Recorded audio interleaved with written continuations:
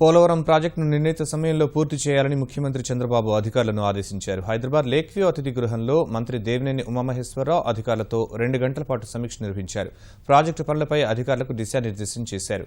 క్షేత్రస్థాయిలో జరుగుతున్న పనులను డ్రోన్ కెమెరా దృశ్యాల ద్వారా పరిశీలించారు. పోలవరం నిర్వాసితులకు అన్యాయం జరగకుండా చూడాలని సీఎం ఆదేశించినట్లు మంత్రి దేవినేని చెప్పారు. ప్రతిపక్ష వైకాపా బయట వ్యక్తులతో కేసులు వేయిస్తూ పోలవరం ప్రాజెక్టును అడ్డుకునే ప్రయత్నం చేస్తోందని విమర్శించారు. పనులు ఆలస్యం కావడానికి జగన్, కేవీపీ లాంటి వాళ్లు కూడా కారణమని ఆరోపించారు.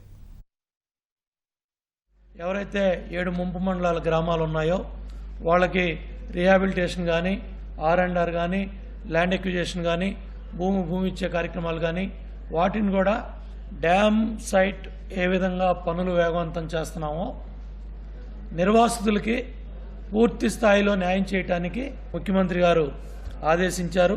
బయట రాష్ట్రాలు ఏదైతే ఛత్తీస్గఢ్ కానీ, ఒరిస్సా ప్రాంతాల నుంచి కొంతమంది వ్యక్తులను తీసుకొచ్చి ఈ ఏదైతే గ్రీన్ ట్రిబ్యునల్లో కానీ, సుప్రీంకోర్టులో కానీ కేసులు వేపించి ఏదో విధంగా ప్రాజెక్టులను అడ్డుకోవాలి, డ్యాములను అడ్డుకోవాలి, ప్రధానంగా పోలవరం ప్రాజెక్టుకి అడ్డం పడాలని వైఎస్ జగన్మోహన్ రెడ్డి, వైఎస్ఆర్ కాంగ్రెస్ పార్టీ విశ్వ ప్రయత్నం, దుర్మార్గాలు, కుట్రలు చేస్తూ ఉన్నారు.